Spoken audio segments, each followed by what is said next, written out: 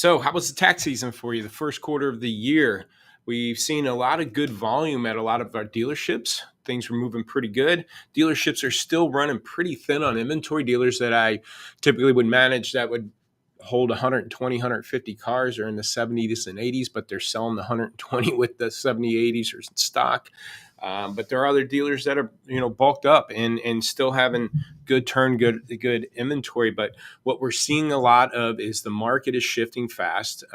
Anybody managing inventory right now, anybody in pricing tools, pricing a car at 100% this week. Next week, everybody, a few days later, you're at 102%. The market moved 2% in those last few days or last week. And so we're seeing a lot of that right now.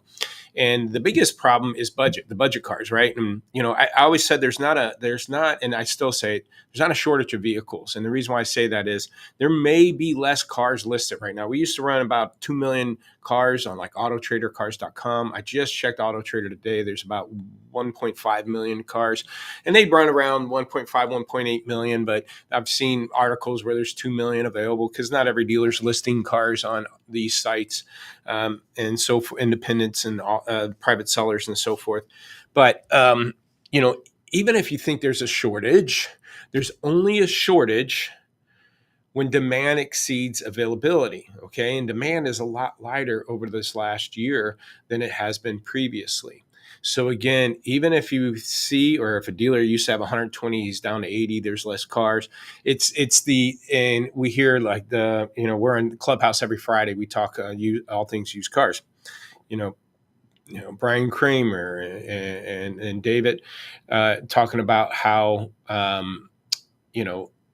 it's the lower dollar cars that they're shortage, right? The less than $20,000 type cars that are the shortage. And I'm going to go over that, but I'm going to give you 3 things that I would focus on to make sure you keep this inventory moving now the tax season's over. And the last one's going to be the most important. But let's talk about the shortage of good budget cars. And I'm going to share my screen. So if you're listening to this on podcasts, I would encourage you to go pick it up back on YouTube or my Facebook or LinkedIn.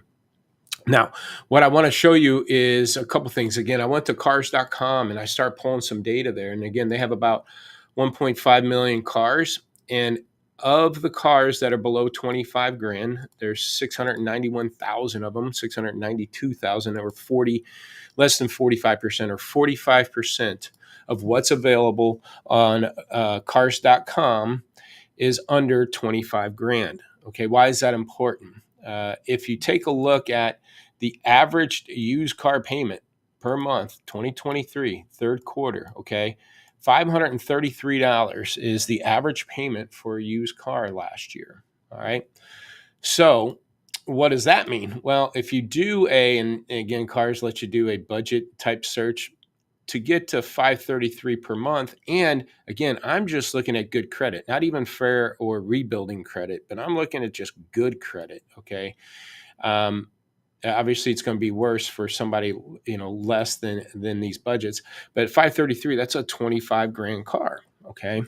So think about that. Only 55% of what's online right now is higher than the average payment. So that's going to make it tougher to sell vehicles. Okay. So you're going to have to drive down. The very first tip I would do is drive down your average investment. So I'm giving you a sample of a dealer right now. This dealer's pretty high. 35,000, 36,000 is what they're at, but they're selling at about, again, 35.8. So this dealer and I'm bringing up this dealer because of the discipline. Okay.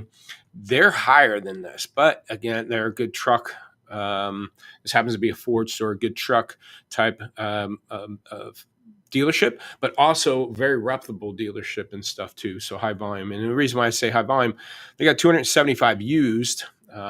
They're selling in the last 2 weeks 164. So if they could sell 164 in 2 weeks, that puts them on pace to sell 328 in a month. They're going to sell 120% of their inventory. Okay, their goal is to sell 140%. But that being said, though, You're going to want to drive down that average investment. If it's high though, you got to stay disciplined and clean and get the volume and gross. And I'm going to go over that as the third tip. So the first tip is drive down your average investment. I would try to get it under 25 grand as much as possible. I couldn't imagine what volume this dealership would do if their average investment was 25 grand or less. Okay. Second thing I would do, I don't need to show you any of this, but redo your photos. Okay. Right now I'm in the state of Kansas City, or in the city of Kansas City, but state of Kansas. I'm looking outside the window here, and every one of these trees have leaves on it. Okay. So you're going to want to go make sure that all your inventories photos are redone. If you're outside, get rid of the dead trees in the background, the fog coming out of the exhaust pipe from the cold. Get rid of the dash shots that say it's 39 degrees if it hasn't been 39 degrees for months. Get rid of all that and refresh that inventory, okay? So first tip, drive down average investment. Second tip is get your marketing on point. Customers right now, they ain't going to buy unless they need to at 7, 8, 10, 12% interest rates, right? And they're not going to pay that kind of payment when they might be able to get a new one at a lower rate because the newer car's nicer. They're not going to pay for a crappy presented used car. You got to get these things standing tall. So do your virtual lot walk, touch every car. If it's older than a month, older than 3 or 4 weeks, I would revisit those photos and redo them. Not that your fresh stuff shouldn't be redone. I'm just saying a 5-day-old car has green leaves in the background. So, but you could have a bad. I just looked at a dealership's inventory, and the truck shot was a truck bed that was no bed liner, and it looks scratched up. And I've bought probably 5 trucks in the last 10 years at least, if not 8 years. And the bed of the truck was one of the first things I looked at. Because some of them I was looking at heavy duties, and I don't want a truck that's been beat up through construction. The thing is, if there's a bed liner in there, I didn't know any different, right? So either put the bed liner in it, don't put that crappy scratched up bed picture in there. So drive down average investment, get your photos right. And I said the third thing is going to be the most important, and that's the first 30 sale rate. The best time to make the most money on a used car is when it's fresh. So you want to increase the amount of cars you sell fresh and increase the amount of you carry fresh. So again, this dealer with over 200 and something cars, if you notice, 165 of them are 0 to 15 days old, 71 are 16 to 30. You're talking what? 236 cars, okay, are 0 to 30 days old. Okay, that might look good. So it's not about what percentage of your inventory. 86% of their inventory is fresh, 236 units, right? That might look good on the surface. Where the rubber meets the road is where are you selling it at? Because the good performing dealerships are going to sell. Our goal is to sell 65% or more. 65% or more of our inventory, we want to be sold in the first 30 days. That's how you get gross. Okay. I would say I would want to say you want at least 50% of your sales going out in the first 30 days. But I'm going to show you why I'm very hesitant on saying that. That's just a minimal goal. And I'm going to show you why I'm saying that. But in order to do either 50% or 60 or 70% in the first 30 days, and this dealer's selling 74% in the first 30 days, the reason why, in order to do that, you have to carry 50, 60, 70% in the first 30. So if you've got aged cars, if things are bleeding through to one age bucket to the next, you're going to have to stop that bleed through, get rid of that aged car, replace it with some fresh stuff. And this time right now would be the best time to, if you're going to wholesale anything, which I don't encourage you to retail a lot of it, but you might get some money at the lane right now still because dealers are trying to replenish from their tax season sales, and they might overstep right now, but in the 30 days they won't. So if you've done everything you can on the retail end on a 90-day-old car, I would revisit wholesaling that thing just because of maybe getting some premium dollars for it. Again, last ditch effort. There's more to that story, but just, think about it. And the reason why I'm hesitant on saying getting 50% in the first 30 days, if you just look what they're carrying, their average markup, and what they're selling in the average markup, okay? If 50% of your sales are coming out here, that's about a $3,500 markup on average right here.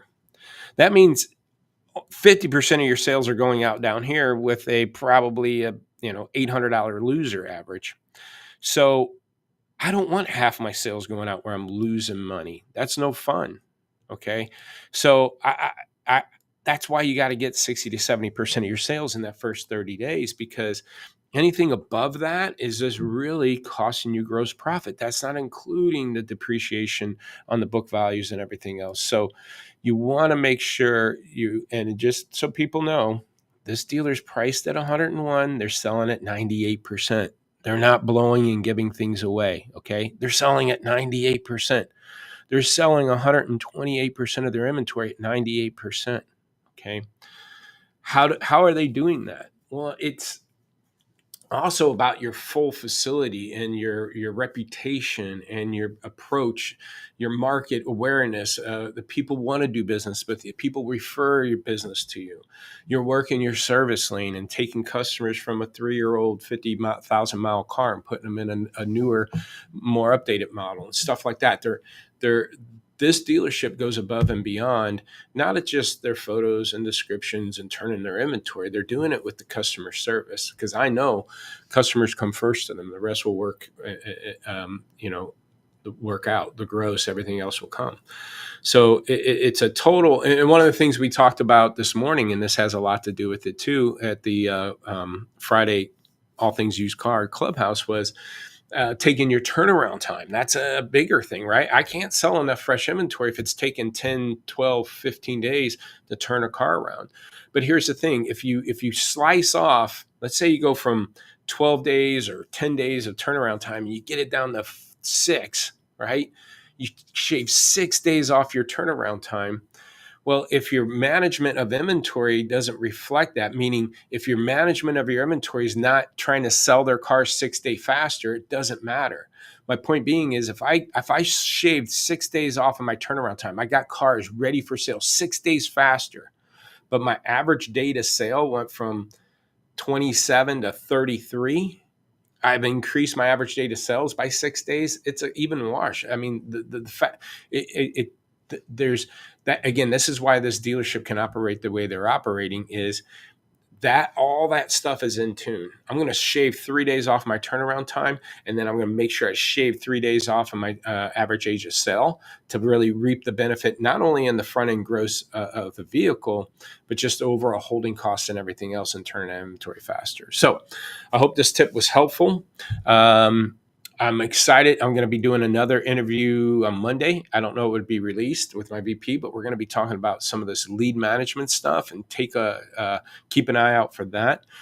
Please hit subscribe, share, like, comment below if you like this. And again, love the car business. I love pouring back into it. It's blessed me and my family. So I hope you have a great weekend, and see you at the next Lot Party Quick Tip.